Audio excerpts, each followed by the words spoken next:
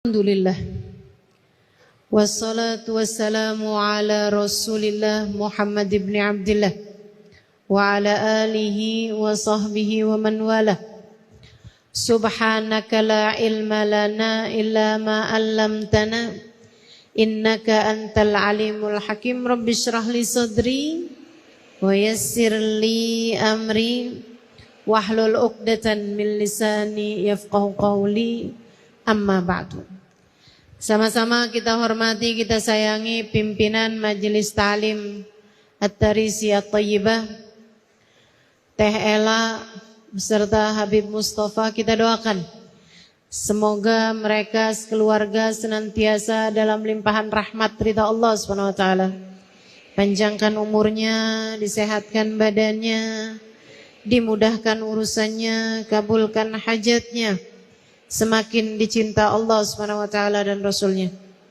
Segenap hubabah, segenap syarifah, segenap pimpinan-pimpinan pondok pesantren, pimpinan-pimpinan majelis ta'lim, para ustadzah yang mudah-mudahan semuanya dirahmati dan dicintai Allah, serta semua yang hadir di majelis ini, baik ibu-ibu, kakak-kakak, adik-adik, anak-anak, yang semoga semuanya dirahmati dan dicintai Allah, disayangi dan disyafaati Nabi besar Muhammad sallallahu alaihi wasallam insyaallah.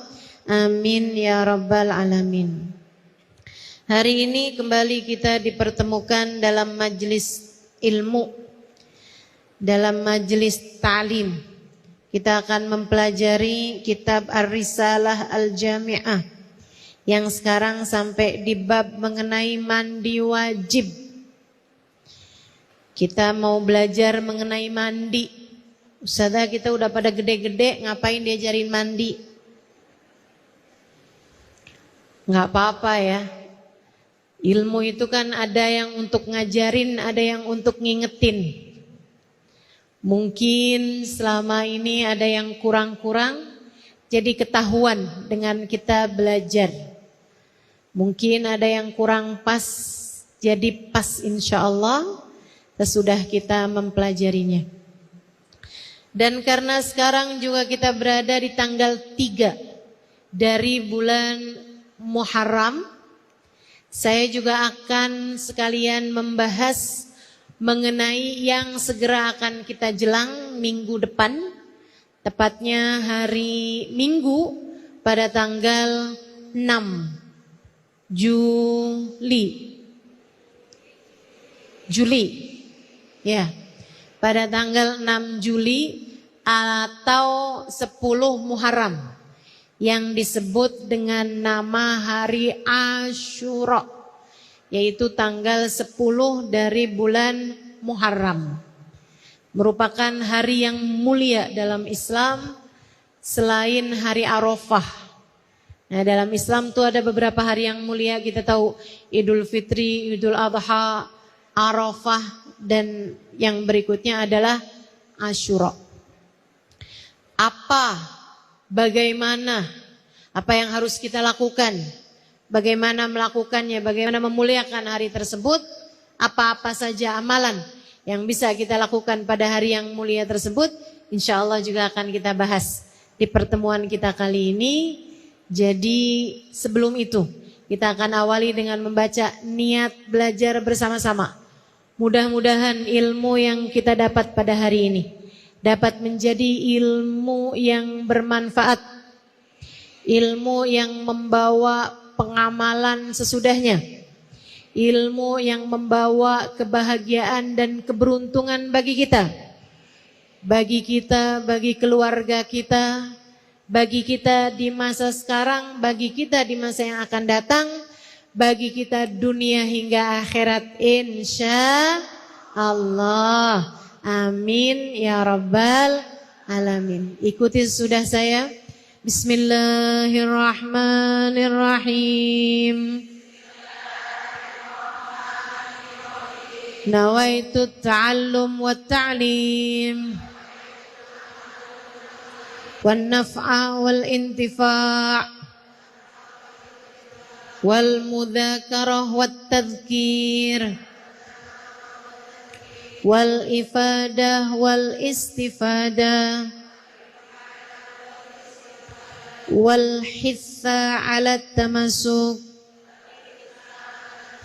bi kitabillah wa sunnati rasulillah sallallahu alaihi wa alihi wasallam wa du'a ilal huda wa dilalata alal khair ibtigha'a mardatih wa qurbih wa thawabih wa husnil khatimah ma'al lutfi wal afiyah wa salahil akibah birahmatika ya arhamar rahimin. Ila hadratin Nabi Muhammad sallallahu alaihi wasallam wa alihi washabihi wa azwaji wa dzurriyyati wa ahli baiti wasallim jumil anbiya wal mursalin wal qani ajma'in wa nususun sayyidina muhajirin Allahumma bin Isa wakil muqaddam Muhammad bin Ali balawi sayyidina Abdurrahman as-Sigaf sayyidina Abdullah bin Abu Bakar al-Aidarus fakhril wujud asy-Syaikh Abu Bakar bin Salim wa usulim wa furim tumayra sahib ratib al-Habib Abdullah bin al-Haddad Ahmad bin Zain al-Habsyi Habib Ali bin Muhammad al-Habsyi thumma ila ruwahi arbatil aimmatil mujtahidin wa muqallidin fiddin ulama amilin fuqaha wal muhaddisin wal qurra mufassirin wa sadatis sufiyatil muhaqqiqin ajma'in anallahu yaghfir lahum yarhamuhum wa ya'li darajatin fil jannah wa yanfa'una barakatihim wa asrarihim wa anwarihim wa ulumihim wa nafahatihim fid din wa dunya wal akhirah. Al-Fatihah.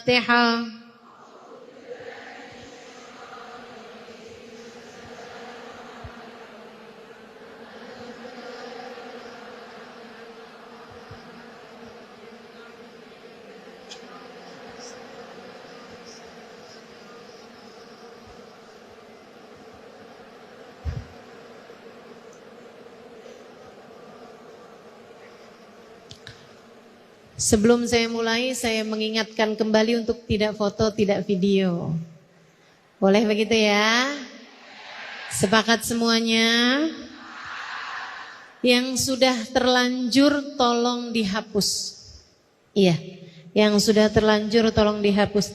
Dan buat teman-teman yang sekarang berdiri, saya takut kamu nanti kecapean. Duduk aja nggak muat. Ya, resiko tanggung sendiri ya. Wa in kana alaihi janabah. Katanya sahibul kitab di halaman 50. Terjemahannya di halaman 51. Wa in kana alaihi janabah, siapa yang sedang menanggung janabah. Janabah itu hadas besar. Junub atau jenabat atau apa biasanya disebut sini? Janabah ya. Min mujama'ah karena telah berhubungan intim suami istri, hubungan suami istri, au khuruji maniyin atau karena keluar mani, binaumin disebabkan karena tidur kemudian mimpi sampai membuatnya keluar mani, au ghairihi atau selainnya, lazimahu ghuslu jami'i badani, wajib baginya membasuh seluruh tubuhnya, ma'aniyati raf'il janabah, bersama dengan niat mengangkat janabah, mengangkat hadas besar. Ini tentang mimpi dan tentang mandi maksud saya ya. Ini tentang mandi. Mandinya disebabkan karena haid, nifas atau karena junub, baik karena berhubungan intim ataupun karena mimpi basah. Ini adik-adik yang SD ini harus juga mulai belajar biar tahu. Balegmu ditandai. Kalau perempuan adalah dengan haid. Kalau laki-laki adalah dengan mimpi basah. Mimpi apa Ustazah? Hujan-hujanan. Mimpi berenang. Tuh kan? Mimpi, biasanya mimpi berhubungan intim atau sejenis itu, hingga akhirnya kemudian keluar air mani.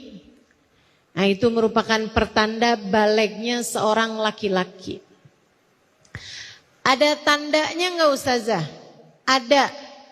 Biasanya kalau laki-laki suaranya menjadi besar. Dari yang asalnya mama apa kabar menjadi mama apa kabar. Itu suaranya baleg ya. Ustazah kalau perempuan suaranya mendadak besar baleg juga? Enggak. Lagi serak. Iya. Kalau ada laki-laki belum pernah mimpi basah, belum pernah keluar air mani sampai besar, itu gimana? Atau kalau ada seorang perempuan sampai dengan besar dia nggak pernah haid gitu, atau belum datang haidnya, itu gimana?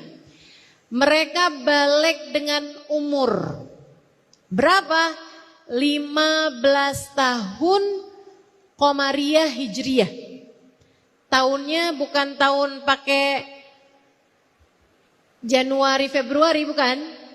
Akan tetapi pakai yang Muharram, Dzulhijjah itu ya. Pakai tahun Hijriyah. Kalau sudah masuk 15 tahun dan dia belum juga balik dengan haid ataupun dengan huruj mani, dengan keluarnya mani, maka dia balik dengan umur, yaitu masuk 15 tahun. Ustazah ada anak kecil dia udah haid. Seberapa kecil? Belum 9 tahun Ustazah, masih umur 7 tahun dia udah haid Ustazah. Apakah dia sudah balik? Belum. Belum. Karena minimalnya adalah di usia 9 tahun. Minimalnya, termasuk laki-laki juga minimal usia balik di usia 9 tahun, maksimalnya di usia 15 tahun. Jadi kalau ada orang haid sebelum usia 9 tahun Hijriah, maka haidnya nggak dianggap sebagai tanda balik, enggak. Demikian pula kalau ada seorang laki-laki, kok bisa-bisanya dia mimpi basah di umur masih 8 tahun, nah itu juga belum balik. Belum balik.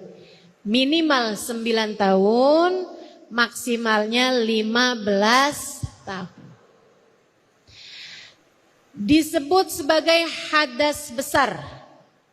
Apa hadas? Hadas itu adalah penyebab orang enggak boleh sholat kecuali dia wudhu lagi. Itu namanya hadas. Lawannya hadas adalah dalam keadaan punya wudhu, dalam keadaan suci. Nah, hadas ini dibagi dua. Ada hadas kecil yang mewajibkan wudhu untuk sholat. Ada hadas besar yang mewajibkan mandi untuk sholat. Maksudnya dia nggak boleh sholat dulu kecuali sesudah mandi. Kalau dia terkena hadas besar. Apa aja penyebabnya hadas besar? 1, nifas. Nifas yaitu darah yang keluar dari rahim perempuan sesudah sempurnanya melahirkan. Itu namanya nifas. Jadi kalau belum melahirkan keluar darah pertanda dia belum masuk nifas. Dia masih wajib sholat. Jelas? Saya ulangi. Ini sering ditanyakan. Harap dengarkan dengan baik. Definisi darah nifas adalah darah yang keluar dari rahim wanita sesudah sempurnanya melahirkan. Dari definisi ini tidak disebut nifas, darah yang keluar sebelum melahirkan, bukan nifas. Bukan nifas. Namanya darah apa tuh Ustazah? Biasanya kalau orang Indonesia nyebutnya darah pertanda, pertanda melahirkan. Dalam bahasa Arab namanya damutolqin, darah tolq, to lam qaf, tolq, darah tolq. Disebutkan dalam Maulid Ad-Dibai. Falamma ja'at tolq fahtazza al-arshu taraban wastibshara وازداد الكرسي هيبة ووقارا وامتلأت السماوات أنوارا وضجت الملائكة تهليلا وتمجيدا واستغفارا سبحان الله والحمد لله سبحان الله والحمد لله لا إله إلا الله الله أكبر سبحان الله.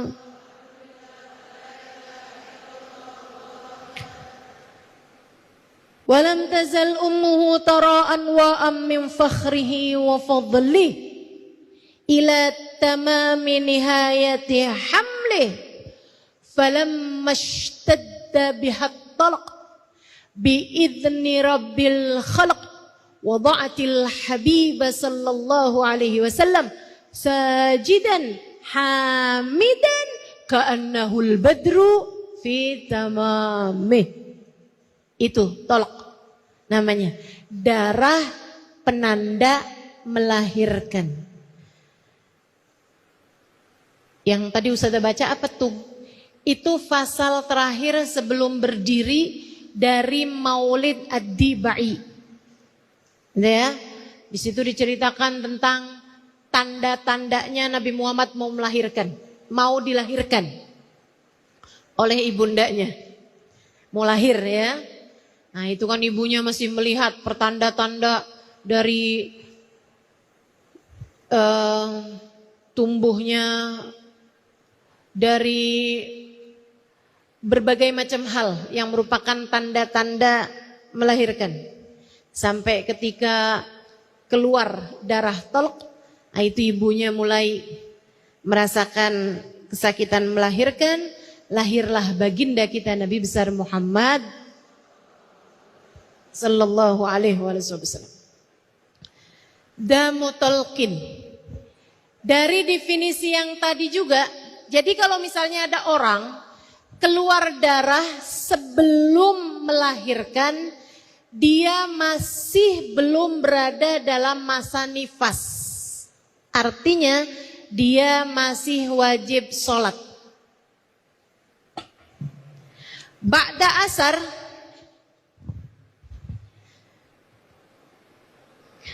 belum sholat asar, dia keluar darah. Udah mulai mules nih, keluar darah. Saya masih wajib sholat enggak nih Ustazah? Udah keluar darah melahirkan. Kamu tetap wajib sholat. Datang maghrib, belum lahir-lahiran juga, tapi udah mulai sakit terus-terusan. Kamu tetap wajib sholat. Datang waktu isya, udah mulai sakitnya tambah kerap, tambah sering, tambah per 10 menit sakit, per 10 menit sakit, tapi belum melahirkan. Udah adzan isya, wajib sholatkah saya? Wajib. Sampai kapan saya enggak wajib sholat? Sampai kamu melahirkan dan sempurna melahirkannya. Maksudnya gimana? Kalau ada seorang seorang perempuan melahirkan anak kembar. Yang satu dilahirkan habis maghrib. Yang satunya lagi dilahirkan habis azan isya. Dia tetap wajib sholat sampai isya. Sebab yang disebut darah nifas adalah darah yang keluar sesudah sempurnanya melahirkan. Tahu-tahu habis lahir yang kedua juga masih ada lagi satu lagi. Mudah-mudahan yang ketiga nggak lahir habis subuh aja. Teman-teman sekalian sekalian, jadi itu namanya darah nifas. Ya, kalau udah ustazah nggak kuat mau sholatnya ustazah, udah lagi kesakitan setengah mati antara bayi ke bayi, saya nggak memungkinkan untuk mengerjakan sholat.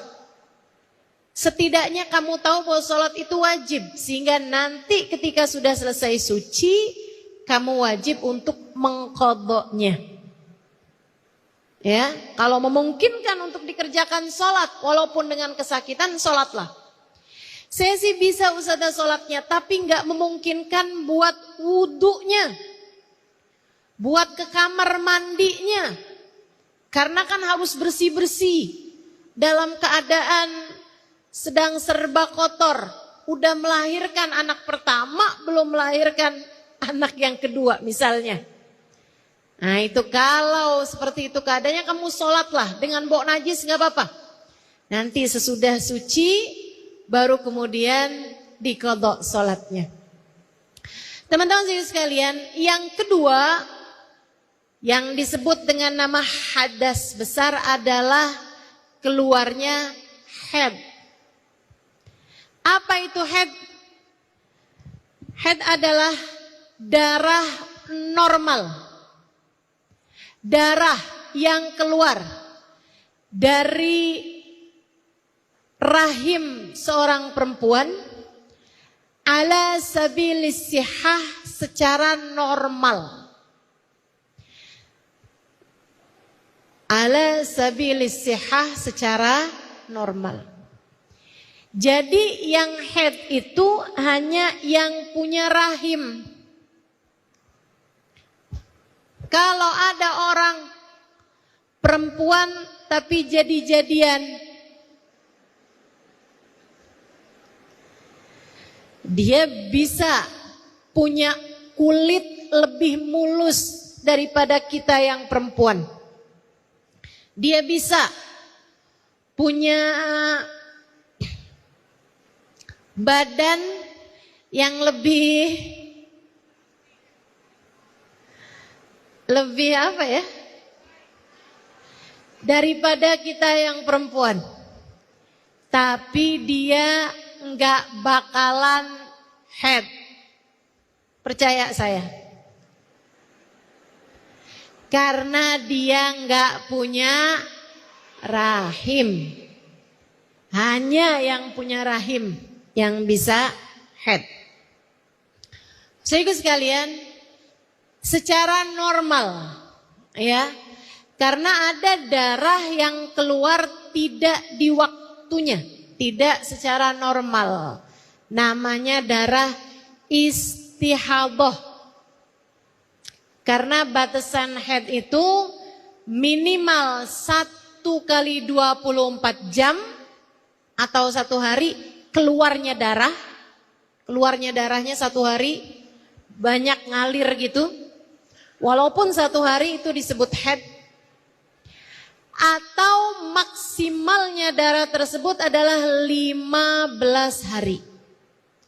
Kalau ada orang sampai lebih dari 15 hari masih juga keluar darah, maka dia bukan lagi disebut haid, melainkan istihadah. Demikian pula dengan perempuan yang darahnya keluar tidak sampai 1 kali 24 jam. Nggak sampai 1 hari. Walaupun terjadinya selama beberapa hari. Tunggu dulu Ustazah. Katanya tadi nggak nyampe 1 kali 24 jam. Tapi kok terjadinya selama beberapa hari? Ya, tiap hari hanya keluar flek-flek sedikit aja. Tiap hari keluarnya hanya pas lagi kencing. Mohon maaf ya, kita berada di masjid. Tapi ini adalah ilmu yang harus disampaikan. Terutama untuk kita kaum perempuan. Biar pada ngerti. Begitu ya? Jadinya harus saya sampaikan. Teman-teman sekalian, misalnya nih ada perempuan. Ini belum nenek-nenek semua kan? Belum menopause kan ini? Ya, ada sebagian menopause. Tapi yang sisanya kayaknya masih 17 tahunan ini.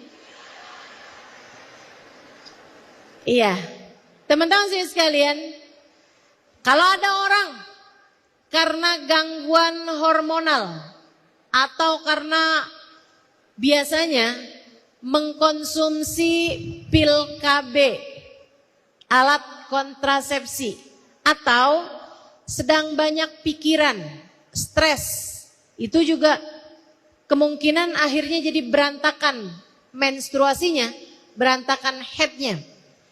Gimana tuh yang dikira head padahal bukan head?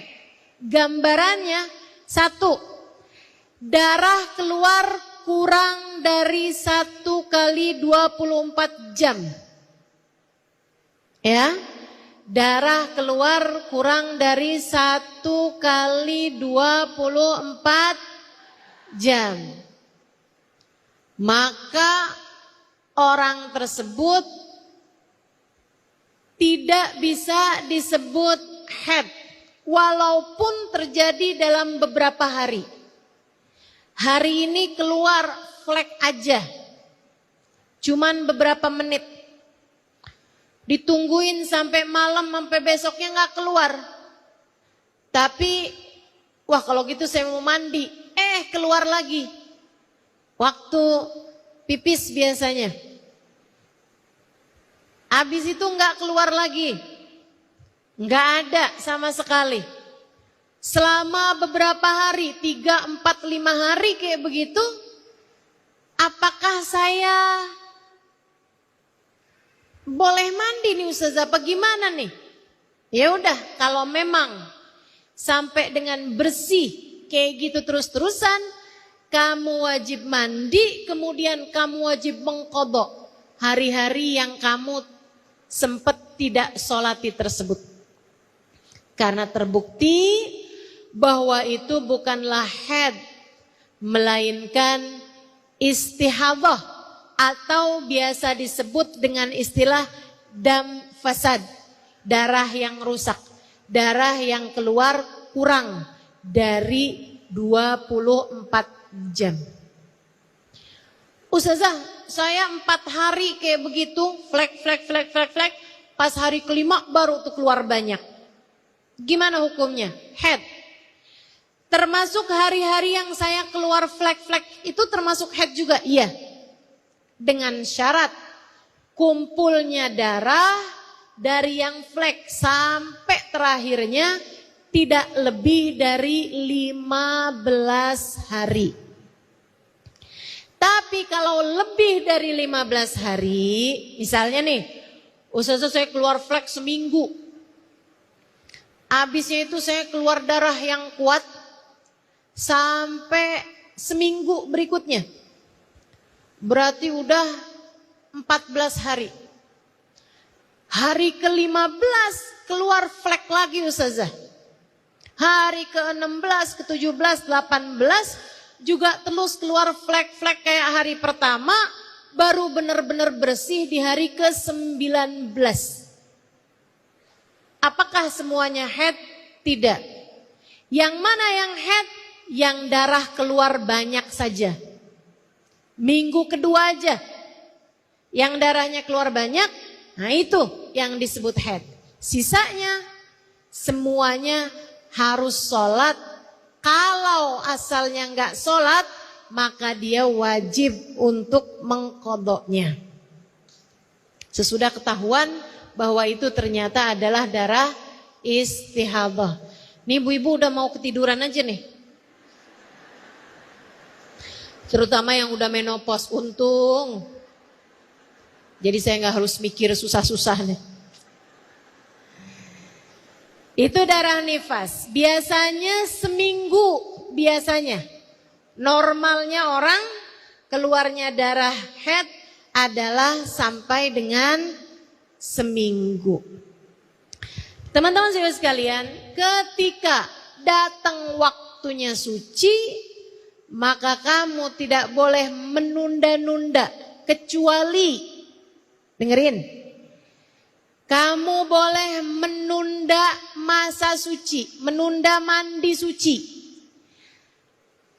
Boleh nungguin 1 kali 24 jam jika kamu sucinya datang tidak seperti biasanya. Misalnya, biasanya saya haid tuh 7 hari. Ini kok baru 5 hari udah berhenti. Jangan-jangan masih mau keluar lagi nih. Kalau begitu kamu boleh tunggu 1 kali 24 jam. Sama dengan 1 hari 1 malam. Kalau besokannya sampai dengan 1 kali 24 jam sudah nggak keluar apa-apa lagi, kamu mandi. Kamu mandi. Kalau habisnya mandi keluar lagi, ya udah nggak usah sholat lagi. Tapi kalau sesudah mandi itu emang udah nggak keluar apa-apa lagi, yang 1 hari tadi itu wajib untuk kamu qadhain sholatnya. Karena terbukti 1 hari tersebut bukanlah haid, melainkan sudah suci. Mengingat banyak teman-teman yang dulunya waktu masih muda, umur-umur SMP, SMA, kayaknya belum terlampau mengerti urusan ini. Banyak yang masih berada dalam masa jahiliyah. Saya sarankan padamu untuk sering-sering mengqadha sholat. Untuk sering-sering mengqadha sholat. Misalnya kamu udah sholat nih, tahu-tahu suami kamu datang, dia mau sholat sendirian. Kamu bilang sama dia, ayo deh saya sholat lagi. Saya akan temenin lagi kamu sholat, saya akan niat qadha sholat saya. Bagus. Kamu dapat pahala sedekah, kata Nabi Muhammad SAW. Kok bisa Ustazah? Saya sedekah sama siapa? Sama suami kamu. Sebab kalau dia sholat sendirian pahalanya hanya 1. Dengan kamu mau menjadi makmumnya, dia jadinya dapat pahala 27 kali lipat. Karenanya kamu disebut sedang mengerjakan sedekah. Dan saya sarankan ketika kamu sholat lagi ini, niatkanlah untuk sholat qadha.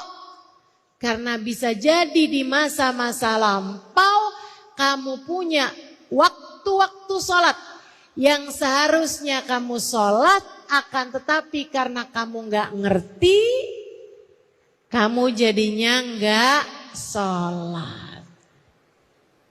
Termasuk begini nih. Misalnya nih ya, datang waktu sholat asar, kamu belum sholat. Waktu sholat asar datang azan, kamu belum haid.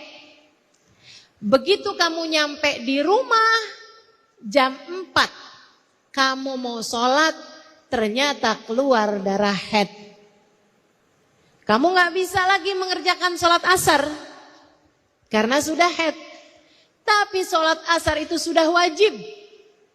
Karena waktu awal kali datang sholat asar, kamu belum haid. Gimana nih Ustazah? kamu wajib untuk mensolati sholat asar tersebut nanti ketika kamu suci. Dan tentu dari muka-mukanya saya tahu banyak yang dulu-dulunya nggak ngerjain. Betul? Karenanya sekali lagi saya sarankan, kamu mumpung masih dikasih umur, sering-seringlah mengerjakan sholat qadha. Insya Allah. Dan disebut darah haid itu kalau berjarak 15 hari dari haid yang sebelumnya. Kalau ada orang dia haid 10 hari, habisnya itu dia suci 13 hari, hari ke 14 sudah datang lagi darah. Ustazah, gimana nih saya hukumnya? Darah kamu kuat enggak? Enggak sih Ustazah, masih flek-flek aja. Oh, kalau gitu kamu masih istihadah. Sampai kapan? Sampai darah keluar dengan warna yang kuat. Baru nanti kamu masuk haid. Kenapa gitu? Karena jarak antara haid yang satu dengan haid yang berikutnya harus ada jarak waktu minimal 15 hari. Kalau kurang dari itu berarti kamu istihadah. Hanya darah yang kuat saja yang dianggap sebagai darah haid. Begitu. Saudaraku sekalian, ala kulli hal, kalau kamu habis selesai nifas, bersih dari nifas, kamu wajib mandi.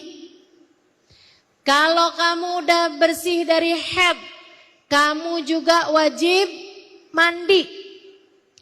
Kalau nifas minimal berapa lama? Majjah. Minimal majjah. Apa itu majjah? Sekali keluar darah. Ada ustazah orang yang nifasnya cuman majjah, sekali keluar darah aja. Ada. Namanya Sayyidah Fatimatuz Zahra. Karenanya Sayyidah Fatimah dapat julukan Al-Batul, Ayil mutabattilah fil ibadah. Kayak tadi tuh. Natawassal bil hubaba wal batulil mustataba. Itu julukan Sayyidah Fatimah Al-Batul. Apa artinya? Wanita ahli ibadah. Kenapa Sayyidah Fatimah disebut sebagai ahli ibadah? Karena ibadah beliau tidak pernah terputus dengan haid ataupun nifas. Satu riwayat mengatakan Sayyidah Fatimah tidak pernah haid sama sekali. Ada juga yang mengatakan bahwa Sayyidah Fatimah pernah haid sekali sebagai penanda balik, hanya sehari, kemudian sesudahnya suci dan seterusnya. Dan Sayyidah Fatimah tidak pernah nifas yang membuatnya meninggalkan sholat. Kalau beliau melahirkan, misalnya beliau melahirkan pagi, waktunya sholat duhur, beliau sudah suci, tak ada lagi darah yang keluar. Bahkan pernah kabarnya beliau melahirkan sesudah maghrib, dan ketika datang azan isya, beliau sudah bisa mandi karena sudah selesai dari nifas. Jadi darahnya Sayyidah Fatimah keluar majjah, sekali saja keluar, kemudian sesudah itu beliau suci. Allah selalu ingin melihat Sayyidah Fatimah menghadapkan dirinya dalam sholat kepada Allah Subhanahu wa taala. Ini Sayyidah Fatimah Zahra. Teman-teman saya sekalian, para ulama menghukumi ada orang yang kadang nifasnya memang hanya sebentar. Itu udah cukup sebagai nifas yang kemudian dia wajib mandi.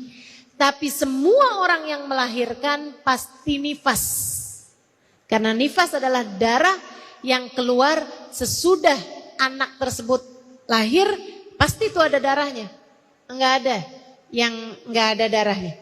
Keluar darah bersama dengannya hanya ada satu orang yang ketika melahirkan tidak bersama dengan darah-darah kotor menyertainya, yaitu Sayyidah Aminah binti Wahab. Aminah putrinya Pak Wahab, ibunda dari baginda kita Nabi besar Muhammad sallallahu alaihi wasallam. Nabi itu yang ketika lahir bersih, nggak ada darah-darah kotor menyertainya, nggak ada air-air kotor menyertai beliau, bersih kayak abis dimandiin gitu lahirnya.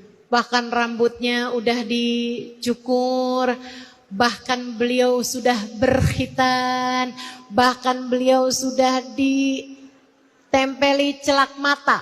Di matanya bahkan beliau sudah terputus tali pusarnya. Sallu ala nabi. Allahumma salli alaihi wa ala alihi wa sahbihi wasallam. Tapi sisanya yang lain, Sayyidah Fatimah melahirkan putra-putrinya sekalipun ada darah. Meskipun darahnya hanya majah. Sekali keluar, kemudian sesudahnya bersih tanpa membuat Sayyidah Fatimah meninggalkan sholat fardu beliau. Teman-teman saudara sekalian, paling banyaknya berapa Ustazah nifas?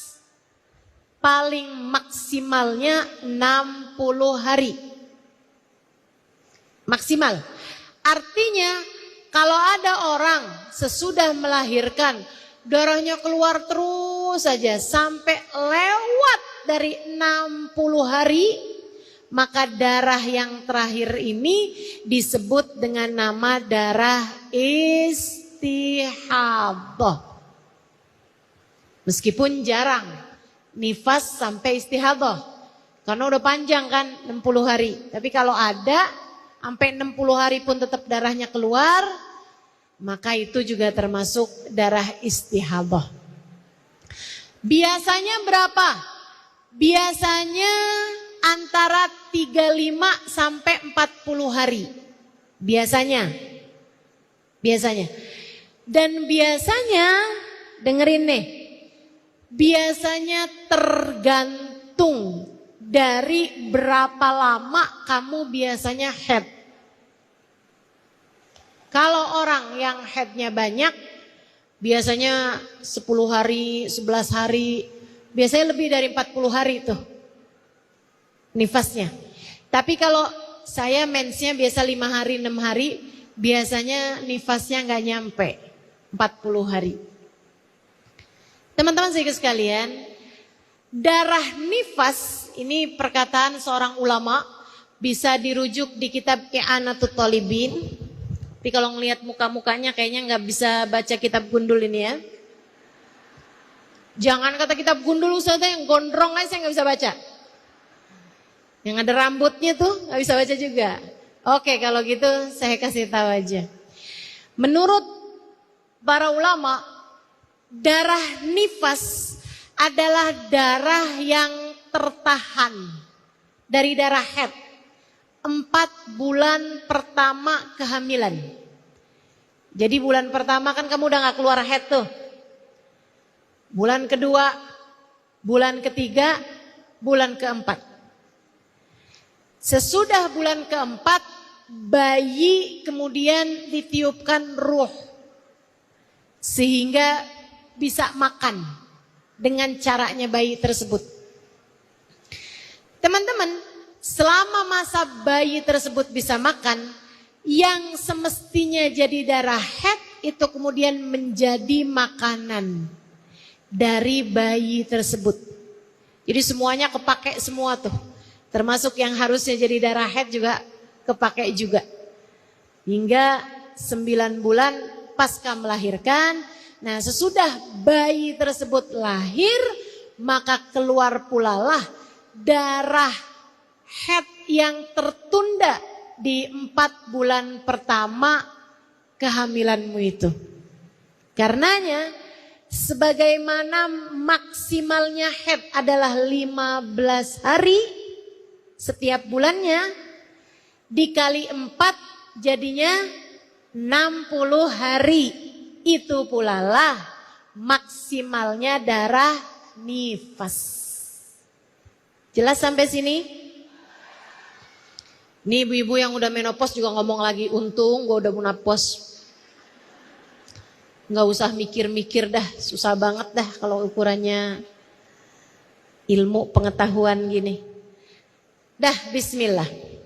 Teman-teman sekalian, tuh penyebabnya mandi. Mandi besar, 1 sesudah keluarnya darah nifas, 2 sesudah sempurnanya tuh sudah selesainya darah haid. Yang ketiga sesudah melahirkan bagi yang darahnya nggak nyambung sama darah nifas. Karena ada orang yang habis ngelahirin tuh darah keluar barengan sama bayi, tapi habis itu nggak keluar lagi. Ada yang begitu. Ini saya mandi apa nggak mandi nih Ustazah nih? Mandi. Kamu habis melahirkan kamu mandi. Kemudian sehari 2 hari kemudian baru keluar darah nifas. Ini saya gimana nih Ustazah? Sholat apa nggak sholat? Nggak usah sholat. Karena kamu sekarang berada dalam masa nifas. Tapi kebanyakannya orang habis melahirkan kemudian langsung nyambung sama nifas. Karenanya enggak wajib mandi wiladah. Perhatikan, karena ini banyak yang keliru. Saya Ustazah habis melahirkan, lagi lemes-lemesnya saya disuruh mandi karena orang habis melahirkan wajib mandi. Enggak gitu. Orang habis melahirkan wajib mandi, betul kalau tidak bersambung dengan darah nifas. Tapi kalau bersambung dengan darah nifas, maka dia tidak wajib mandi. Sebab mandinya buat apa? Sholat gak boleh, ibadah yang lain gak boleh sebab dia sedang dalam masa nifas. Jelas? Baik, itu 3 penyebab mandi wajib. Yang keempat, mandi wajib yang laki-laki juga bisa, perempuan juga bisa. Yaitu sesudah mujamaah, sesudah berhubungan intim antara laki-laki dengan perempuan. Ini mohon maaf, saya merasa agak kurang sopan untuk menyebutnya di masjid, tapi harus disampaikan. Karena ini bagian dari ilmu pengetahuan. Teman-teman saudariku sekalian saya muliakan, apa itu berhubungan? Mohon maaf, yaitu masuknya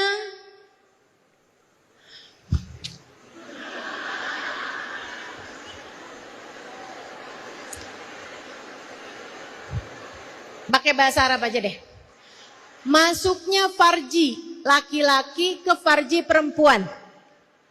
Kalau nggak pakai masuk nggak wajib mandi. Biar jelas, para pengantin, Ustazah kita sih bingung nih Ustazah. Mau nanyanya juga bingung mau siapa. Ya udah biar nggak pakai nanya saya kasih tahu. Ya, jadi kalau tidak sampai berhubungan itu belum wajib mandi. Yang sebelum itu pokoknya itu nggak wajib mandi. Yang wajib mandi hanya kalau begitu. Jelas? Udah nggak mau saya panjang-panjangin. Yang berikutnya terjadi juga sama laki-laki dan perempuan. Tapi laki-laki lebih sering. Laki-laki lebih sering. Meskipun perempuan juga ada. Perempuan juga ada. Yaitu keluarnya mani. Kapan itu? Biasanya laki-laki lebih sering hal yang semacam ini. Nabi sampai merah mukanya karena malu. Nabi itu pemalu. Nabi itu pemalu. Ya. Kita seharusnya juga malu. Jangan cerita-cerita urusan begituan ke teman-teman. Malu. Cie-cie pengantin baru. Udah belum nih? Terus kamu ceritain gitu.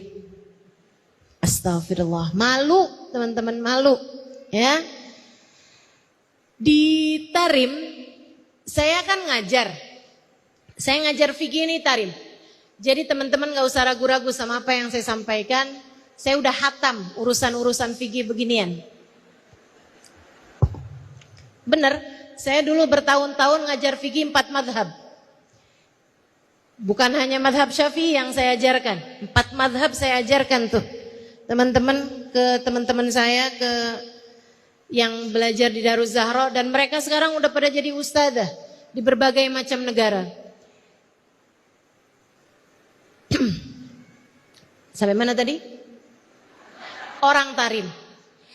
Saya pernah ngajar bab haid. Terus saya tanya sama anak Indonesia. Kamu kalau haid berapa lama? 7 hari ustazah. Kalau kamu 8 hari ustazah, anak Indonesia juga. Ada anak barat. Nggak pakai ditanya dia bilang, kalau saya 10 hari ustazah. Anak bule tuh biasanya. Dari Amerika, dari Inggris tuh. Ada juga di kelas saya. Habis itu saya tanya anak Tarim, kalau kamu berapa lama?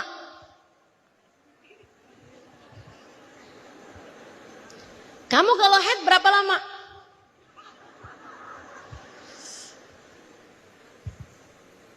Kamu kalau haid berapa lama? Tambah kepalanya tambah ke bawah aja udah. Kayak yang telan bumi gitu. Teman-teman saya sekalian, dari malunya mereka. Mereka nggak mau menyebutkan hal-hal yang semacam ini. Bahkan dalam ranah pengetahuan sekalipun karena malu. Nah ini perempuan Islam, perempuan yang masih murni-murni seperti itu. Mudah-mudahan Allah mengembalikan rasa malu di hati anak-anak perempuan kita terutamanya insya Allah. Sekarang pada buka-buka aurat gak punya malu. Astagfirullah. Emaknya pakai kerudungan rapet banget, kadang sampai tumpuk-tumpuk. Pergi kondangan nih kerudungannya tumpuk-tumpuk. Sebelahnya dong anaknya, ya Allah, gak jelas apa yang ditutup. Pahanya kelihatan, betisnya kelihatan, pundaknya kelihatan. Kemudian begitu melenggang-lenggok, begitu kan? Pakai sepatu haknya tinggi gitu. Saudariku sekalian saya muliakan, jangan sampai itu anakmu. Kembalikanlah rasa malu. Semoga Allah melakukannya untuk anak-anak perempuan kita. Ketemu cowok yang ganteng, bukannya laki-laki yang godain, malah dia yang godain. Kamu pantas untuk pertemuan indah dengan Nabi Muhammad. Jangan batalkan itu hanya karena kesenanganmu bertemu dengan seseorang yang kamu sebut pacar.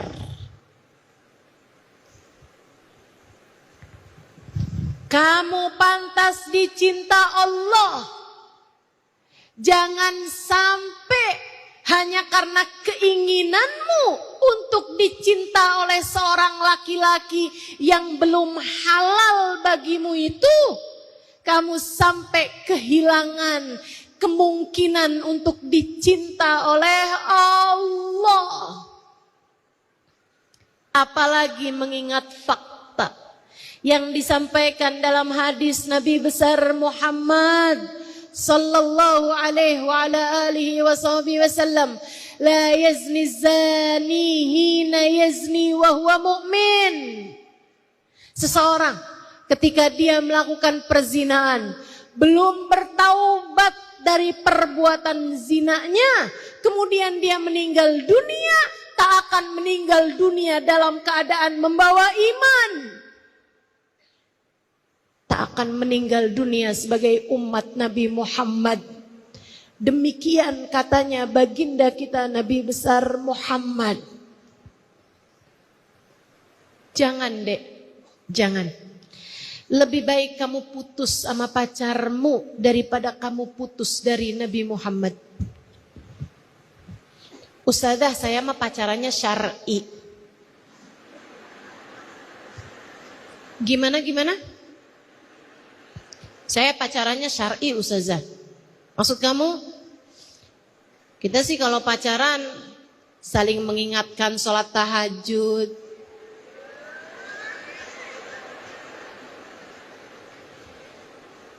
Saya Ustazah pacaran tapi kita manggilnya Abi Umi.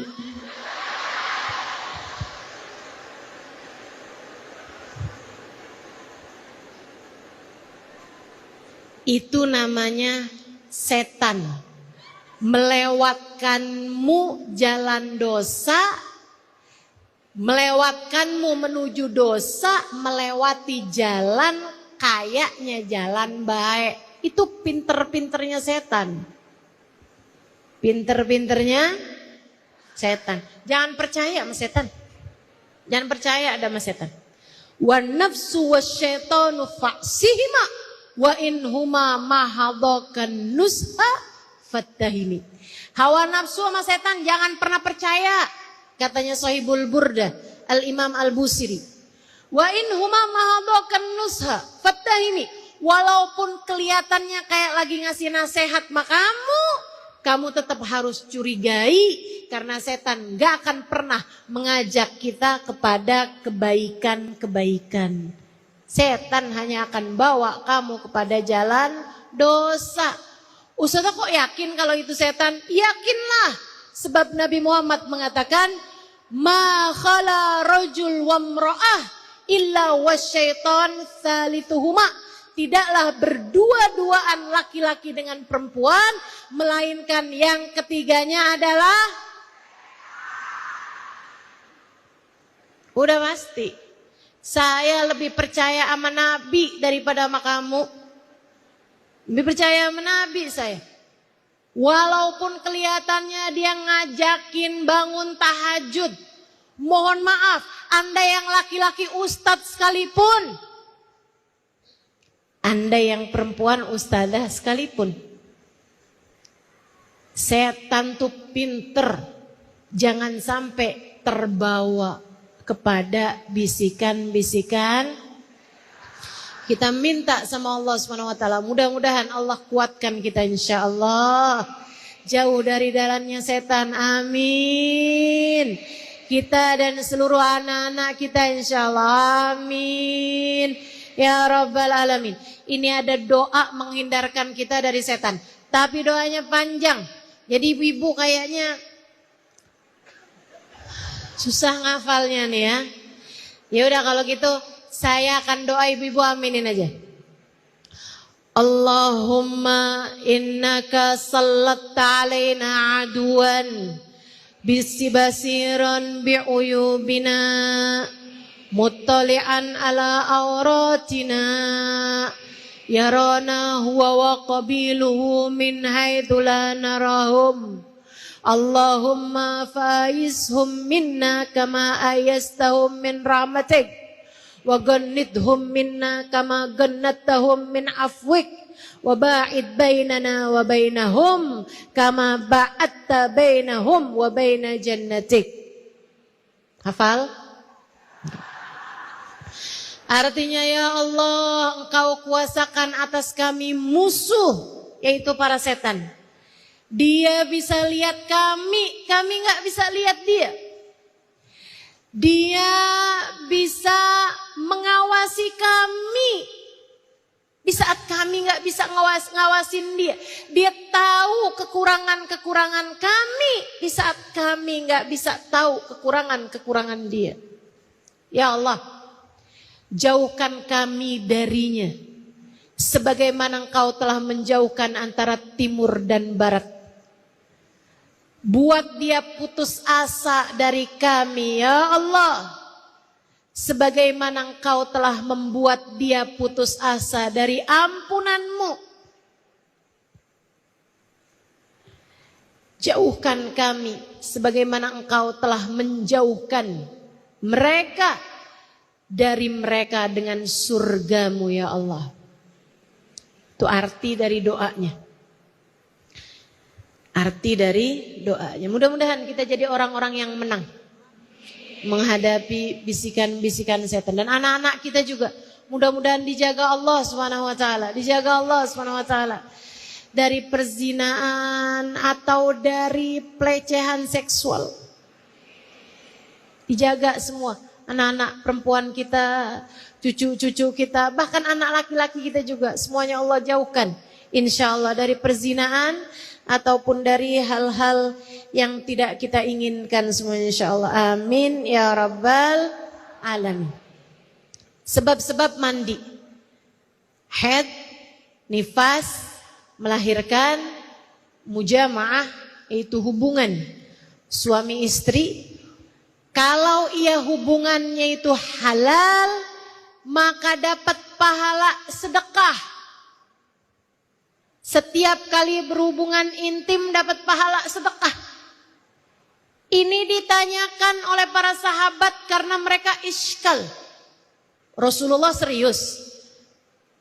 Kalau kita berhubungan intim kita dapat pahala sedekah? Iya, kata Nabi. Kok bisa begitu? Ara'aita walau wada'ahu fi haram kana alaihi wizr? Bukankah kalau kamu meletakkannya kepada yang haram, artinya berhubungan intim dengan yang tidak halal, bukankah kamu dapat dosa? Iya Rasul. Maka kalau kamu meletakkannya kepada yang halal, kamu akan dapat pahala. Ya. Makanya orang-orang suka bilang, malam Jumat nih sunnah Rasul. Ini ucapan benar, tapi hati-hati. Teman-teman saya sekalian, sunnah Rasul di malam Jumat tuh banyak. Baca surat Kahfi, itu juga sunnah Rasul. Pakai baju putih-putih di hari Jumat, itu juga sunnah Rasul, terutama bagi laki-laki ya. Banyak baca sholawat, itu juga sunnah Rasul. Teman-teman sekalian, jangan sampai pemahaman umat kita ini menjadi kayaknya kalau malam Jumat sunnah Rasul cuma itu doang gitu. Faham? Sama kayak laki-laki tuh bilang poligami sunnah Rasul. Bukan berarti ucapannya salah gitu, bukan. Meskipun perlu banyak tinjauan ya. Tapi jangan sampai kayaknya sunnah Rasul tuh cuma urusan poligami. Betul? Pada setuju nih langsung. Baik, teman-teman sekalian, jadi itu sebab yang keempat. Kemudian sebab yang kelimanya, bisa jadi dari laki-laki banyakan dan bisa ada perempuan juga, yaitu dari keluarnya mani, ya. Apakah perempuan bisa keluar mani? Iya. Ini yang tadi saya sedang sampaikan ya. Bahwa ada seorang perempuan bertanya kepada Nabi Muhammad, "Idah talamatil mar'a 'alaiha ghusl?" Ya Rasulullah, kalau perempuan mimpi basah, apakah dia wajib mandi? Kata Nabi Muhammad, "Bala wa mithluhul walad." Iya, demikian pula kalau ada seorang anak laki-laki belum masuk usia balik, tapi dia mimpi basah. Belum usia 9 tahun ke atas, masih baru usia 7 tahunan gitu. Kemudian dia mimpi atau dia keluar mani, maka dia pun juga wajib mandi. Saat itu teman-teman, ada seorang laki-laki yang ada di majelis tersebut, dia nanya, "Ya Rasulullah, atahtalimul mar'ah?" Rasul, perempuan ada gitu yang mimpi basah? Nabi merah, tambah merah mukanya karena malu. Karena Nabi Muhammad memang dasarnya ada seorang yang pemalu. Tapi Nabi Muhammad kemudian menjawab, rahimallah imra'atal ansar. Semoga Allah merahmati perempuan-perempuan Ansar. Mereka tidak malu bertanya urusan agama mereka. Maksudnya itu sesuatu hal yang bagus. Kalau ada yang gak paham, nanya. Gitu ya. Walaupun itu sesuatu yang mengandung unsur yang memalukan. Tapi kalau memang itu kamu perlukan, maka kamu seharusnya bertanya agar jangan sampai melakukan sesuatu tanpa didasari dengan ilmu. Jelas sampai sini? Baik. Saudaraku sekalian yang saya muliakan, itu 5 hal ya. Ada juga yang menyebut wajibnya mandi itu ada tambahan satu lagi. Apa itu? Kematian. Orang kalau mati kan wajib mandi. Tapi kebanyakan para ulama tidak menyebutkan yang nomor 6 ini. Kenapa? Karena yang mandi bukan dia. Serem gak kalau orang matinya mandi sendiri? Jenazahnya mana? Gimandi.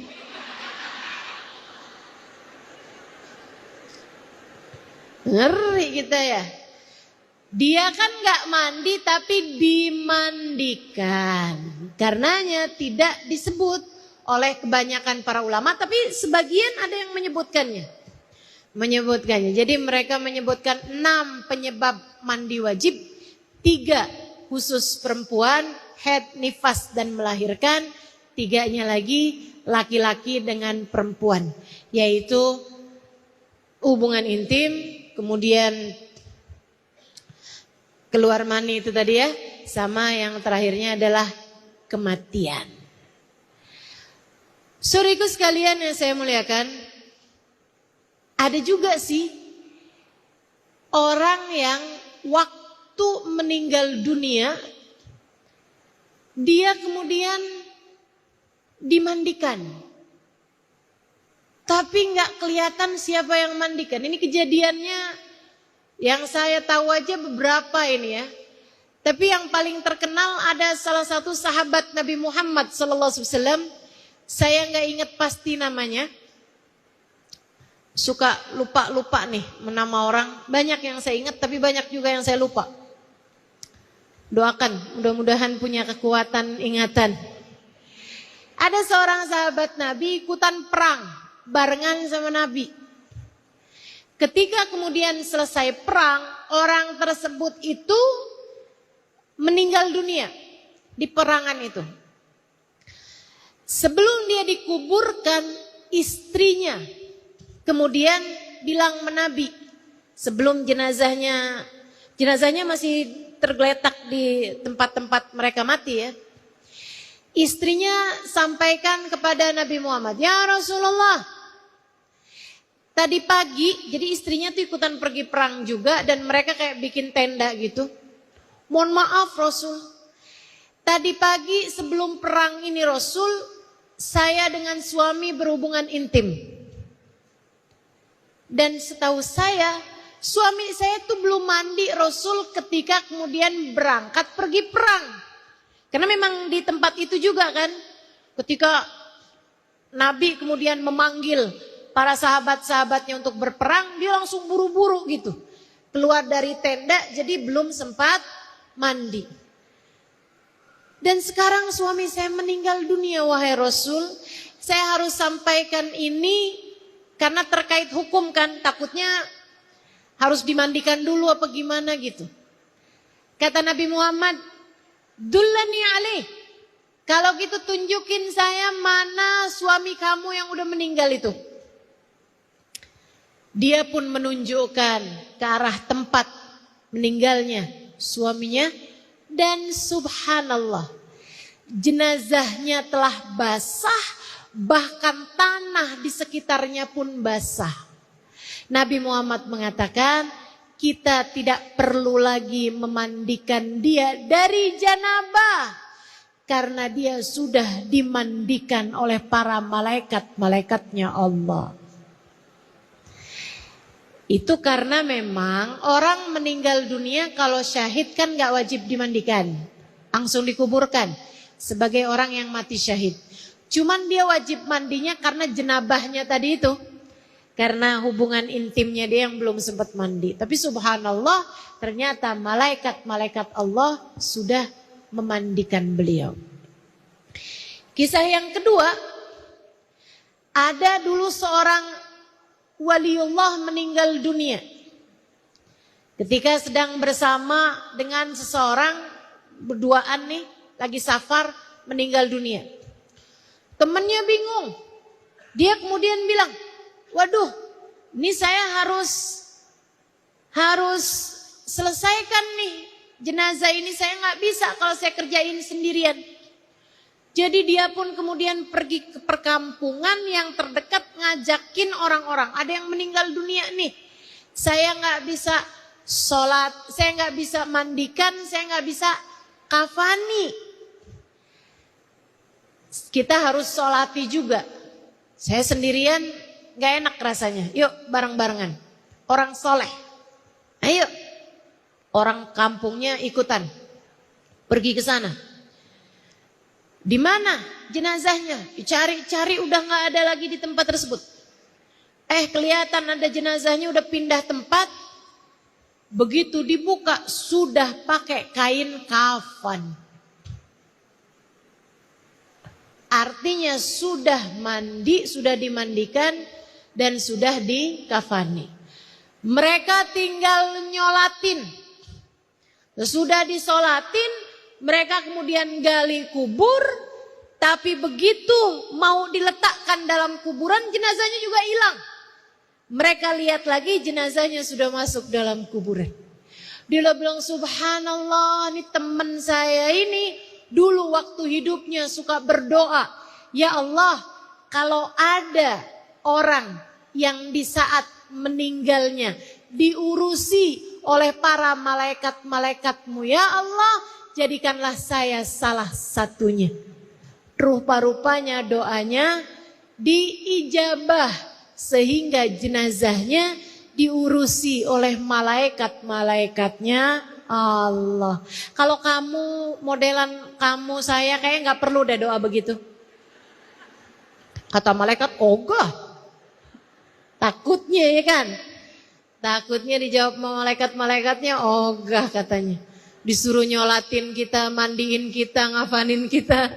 Ya udahlah, biar keluarga kita aja yang melakukan mandikan, kafani, sholati, kemudian menguburkannya. Insya. Jadi ini mandi wajib.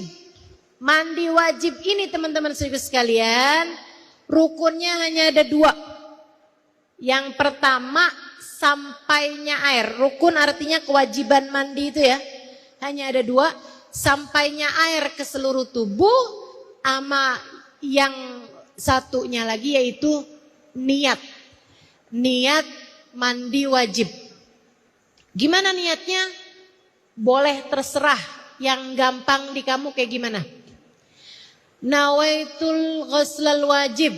Saya niat mandi wajib. Boleh. Saya niat ngangkat hadas besar. Nawaitu raf'al hadasil akbar. Boleh. Nawaitu toharoh lissolah. Saya niat bersesuci. Ini udah mulai kelibet-libet nih mulut saya. Saya niat bersesuci agar boleh mengerjakan sholat. Boleh. Jadi boleh tuh. Ustazah kalau saya bilang saya niat mandi, nggak cukup. Karena mandi kan umum. Kamu tiap pagi juga mandi. Tapi kalau kamu tambahin, saya niat mandi wajib. Itu udah boleh.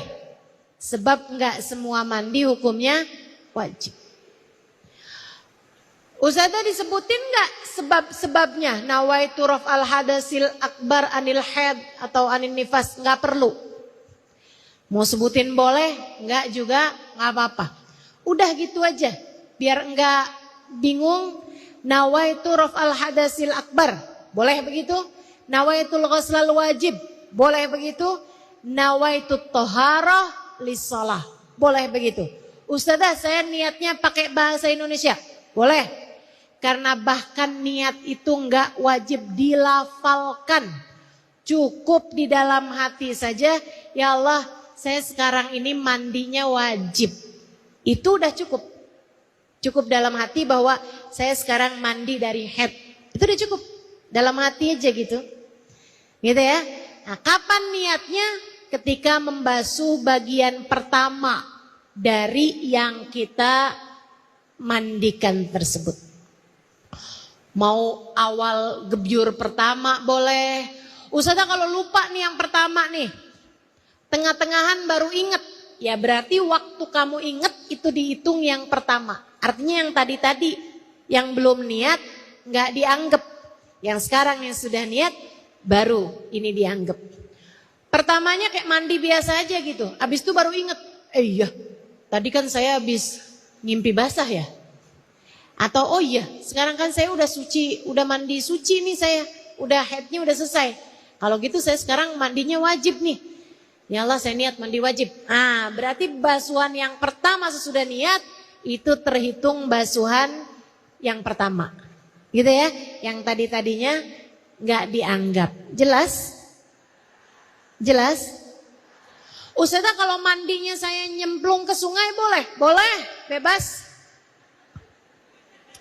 Ustazah saya mandinya berenang di laut boleh? Boleh. Kamu hanya perlu memastikan bahwa kamu bisa berenang. Biar nggak tenggelam. Ya, nah itu namanya hukumnya mandi wajib. Teman-teman sekalian, nah mandi ini sendiri ada hukum-hukumnya. Nanti ingetin saya insya Allah pertemuan yang akan datang kita akan bahas mandi yang wajib kan udah tuh. Ada lagi mandi yang sunnah. Kapan aja kita disunahkan mandi kita akan bahas nanti. Ada mandi yang hukumnya makruh. Ada mandi yang hukumnya mubah. Bahkan ada mandi yang hukumnya haram. Nanti akan kita bahas di pertemuan yang berikutnya. Sekarang saya harus membahas mengenai yang akan segera kita jelang dari hari Asyura.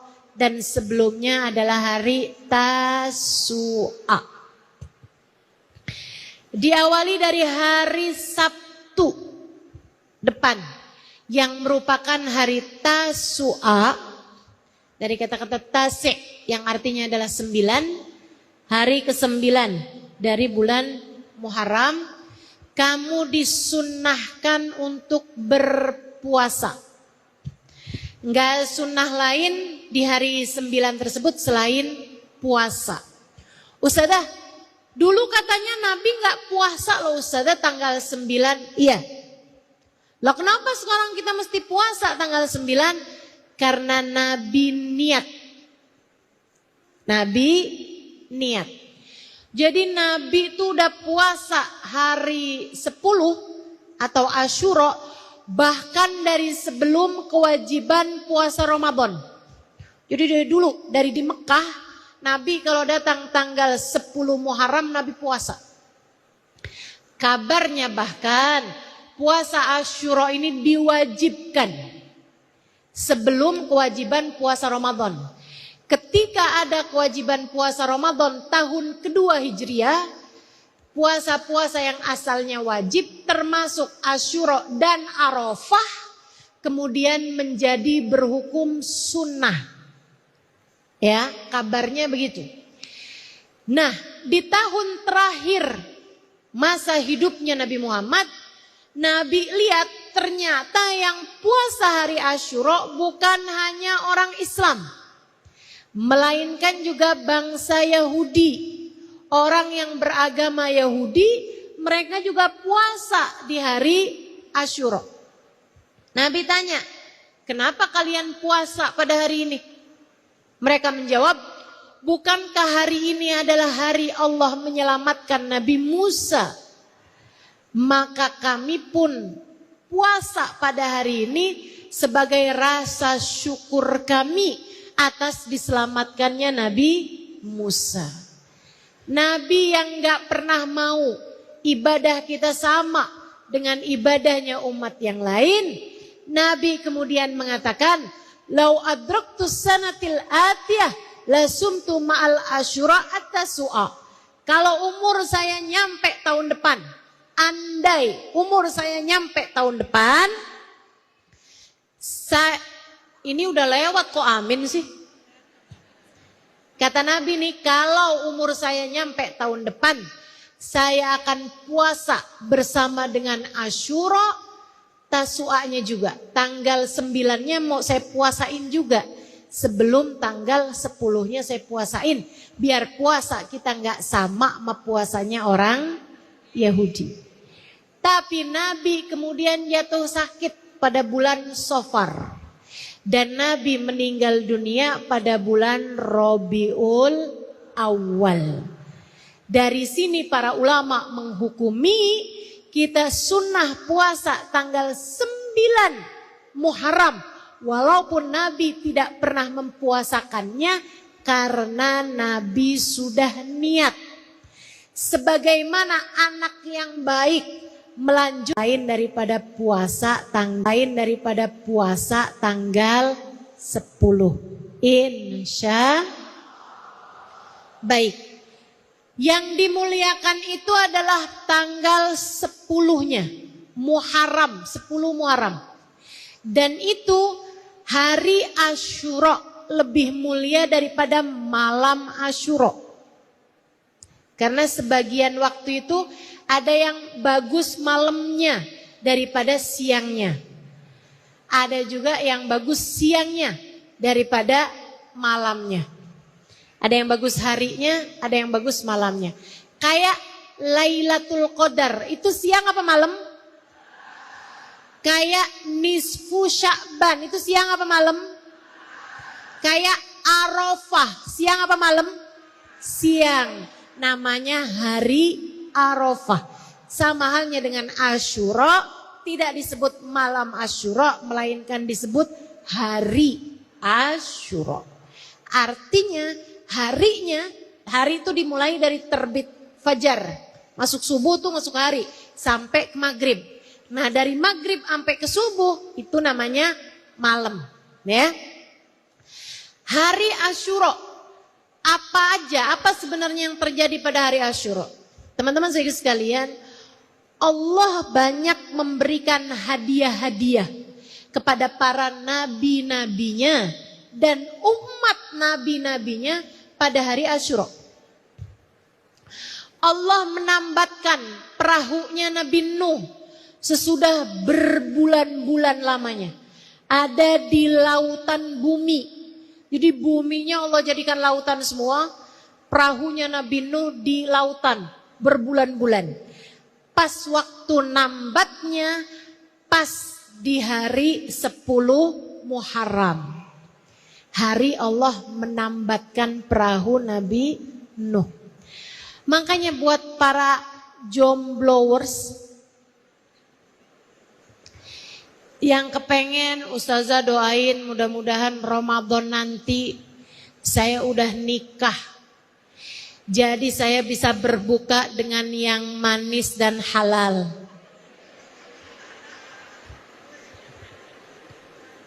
Enggak gitu padahal konsepnya ya. Tapi oke lah. Andai kamu sudah merindukan sosok imam dalam kehidupan kamu. Kayaknya Asyura kali ini kamu harus lebih serius. Terus kamu doanya gini, ya Allah, Bukankah engkau telah menambatkan perahu Nabi Nuh? Bukankah engkau telah menambatkan kapal Nabi Nuh ya Allah pada hari Asyura? Tambatkanlah pula jodoh hatiku. Tambatkanlah pula yang menjadi jodohku denganku ya Allah. Ini serius, gak ada yang ngaminin ini?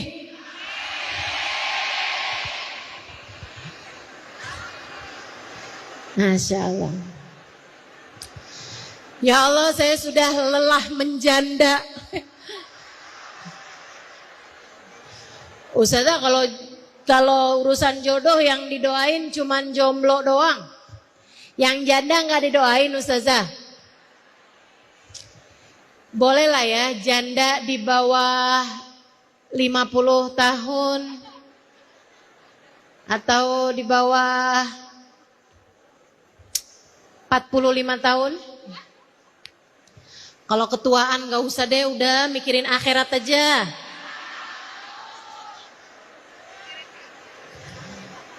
Udah sama-sama capek teman-teman. Baik, jadi begitu. Di hari Asyura juga Allah Subhanahu wa ta'ala menyehatkan Nabi Ayyub. Kita tahu Nabi Ayyub Allah Subhanahu wa ta'ala kasih sakit. Inni masaniyaddur wa anta arhamur rahimin. Katanya Nabi Allah Ayyub alaihissalam, ya Allah, engkau timpakan kepada aku bahaya. Engkau timpakan kepada aku rasa sakit. Tapi aku juga yakin engkau adalah zat yang maha pengasih. Engkau zat yang paling kasih, paling penuh sayang, paling penuh kasih. Ya Allah, sembuhkanlah aku. Saudara sekalian saya muliakan, Nabi Allah Ayyub Allah sehatkan dari sakitnya pada tepat tanggal 10 Muharram. Bagi teman-teman yang sedang sakit atau kamu punya keluarga kerabat yang sedang sakit, yuk serius di hari Asyura kita berdoa kepada Allah Subhanahu wa taala, ya Allah, sehatkanlah saya, sehatkanlah keluarga saya. Anni masaniyaddur wa anta arhamur rahimin. Ya Allah, engkau timpakan kepada kami sakit, tapi bukankah engkau zat yang maha penyayang, maka sembuhkanlah kami ya Allah. Yang serius, doanya sangat mungkin doamu diijabah pada hari Asyura. Saudara sekalian saya muliakan, Nabi Yunus dikeluarkan dari perut ikan juga pada hari Asyura. Jadi yang sedang berada dalam problem, yang sedang dalam permasalahan kehidupan, yang serius doa pada hari Asyura. Gak ada kesumpekan permasalahan lebih rumit, lebih sumpek daripada Nabi Yunus berada dalam perut ikan. Akan tetapi segitunya Allah yang maha mengeluarkan dari kesumpekan telah mengeluarkan Nabi Yunus dari dalam perut ikan. Maka untukmu yang sedang bermasalah, yang serius berdoa pada hari Asyura, muliakan hari Asyura sambil bilang, ya Allah, engkau telah mengeluarkan Nabi Yunus dari dalam perut ikan. Ya Allah, keluarkanlah aku dari permasalahan yang menghimpit, yang menjebak diriku ini ya Allah. Selamatkanlah aku ya Allah, berikanlah jalan terluar terindah darimu. Yang lagi keruwetan urusan hutang, yang sedang terjebak dalam permasalahan apapun, kesempitan apapun, permasalahan kehidupan apapun, yang serius minta sama Allah SWT agar Allah SWT dengan keindahannya mengeluarkanmu dari permasalahan kehidupan tersebut. Ustazah, saya punya anak Ustazah, terjebak kepada dosa-dosa besar Ustazah.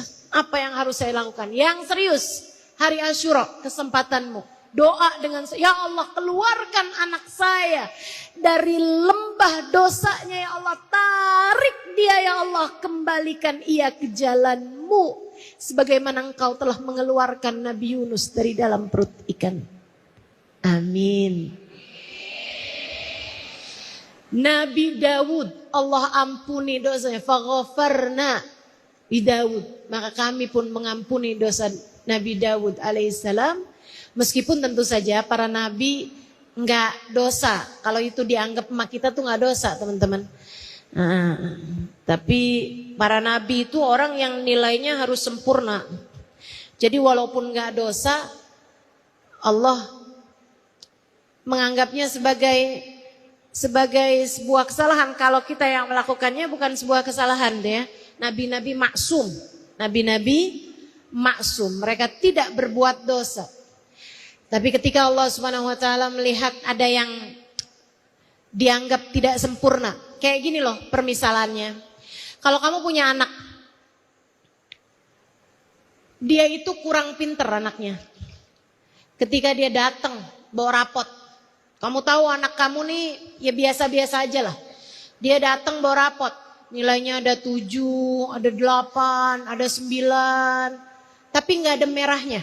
Kamu bakalan bilang, Masya Allah nak, kamu nak, Alhamdulillah. Kamu pinter banget ya nak ya, Masya Allah. Kamu pelukin tuh anak. Tapi ada anak kamu satu, jago banget, pinter banget teman-teman. Kamu berharap nilai dia semuanya 10. Dia bawa rapot ada satu yang nilainya 9. Kamu gak bilang, bagus banget nak nilai kamu, enggak.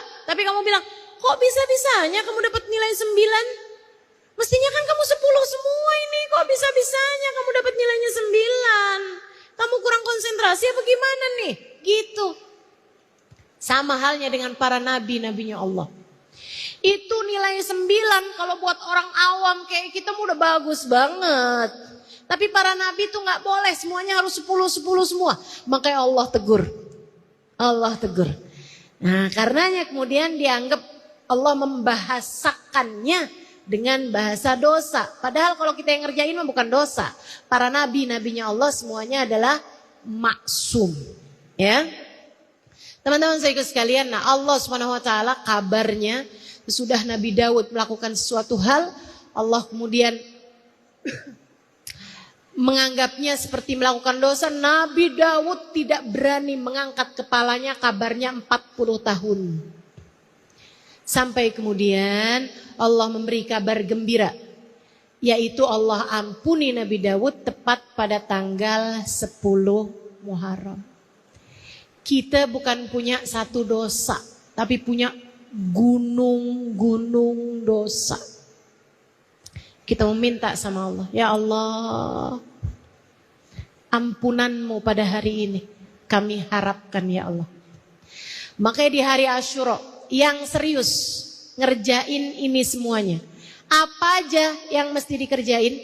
Sebab sesuatu hal yang terjadi kepada para nabi itu terus terulang sampai kepada zaman ini. Setiap zaman kalau hari Asyura Allah turunin banyak ampunan, Allah turunin banyak solusi kehidupan, Allah turuni banyak hadiah-hadiah, Allah turuni banyak rezeki, Allah turunkan banyak berkah, Allah turunkan banyak kesehatan pada hari Asyura. Sehingga siapapun yang minta sangat mungkin untuk diijabah dan diberi sesuai dengan apa yang dia inginkan.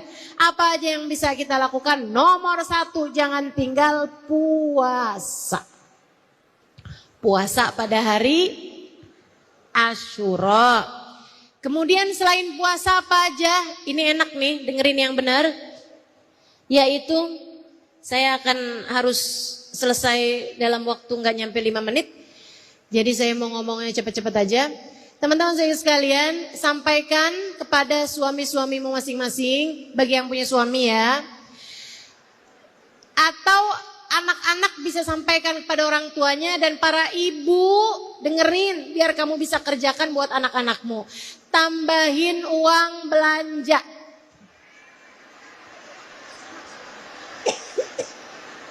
Kasih tahu sama suaminya. Kasih tahu. Salam saya. Man wasa'ala iyalihi yawma asyura wasa'allahu rizqah. Kata Nabi Muhammad SAW, siapa yang menambahkan uang belanja, uang jajan, uang belanja, uang nafkah bagi yang dinafkahi, entah itu suami ke istri, entah itu ibu ke anak-anak, maka Allah akan meluaskan rizkinya sepanjang tahun. Jadi bilang kalau kamu kepengen rezekimu luas sepanjang tahun, nabung dah dari sekarang sampai hari Minggu depan. Teman-teman sekalian saya muliakan, itu ya. Sisanya banyakin sedekah, santuni anak yatim, usap kepala anak yatim, kan begitu? Kemudian lagi berbuat kebaikan kepada siapapun, doa banyak-banyak, baca zikirnya hasbunallah wa ni'mal wakil, ni'mal maula wa ni'man nasir sebanyak 70 kali. Kemudian ada doa-doanya, ada nanti saya tuliskan juga di Instagram saya, pantengin aja, nanti biasanya saya tuliskan amalan-amalan pada hari Asyura. Mudah-mudahan dapat diamalkan. Taqabbalallah minna wa minkum taqabbal ya karim. Kita akhiri majelis kita dengan kita baca suratul Fatihah untuk yang sakit Ibu Muhayya. Ibu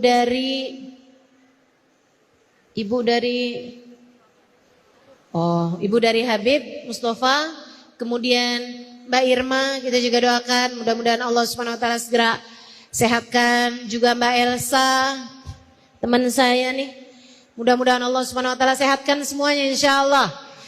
Berkatnya majelis ini, berkatnya bulan Muharram, Allah Subhanahu wa taala sehatkan kita semua. Al-Fatihah min syifa ajilan syifaan la yughadiru saqaman wala alama, juga untuk kerabat kita yang sedang sakit, sahabat-sahabat kita yang sedang sakit, atau untuk dirimu yang saat ini sedang sakit, kita minta pada Allah semoga Allah sehatkan semuanya insyaallah.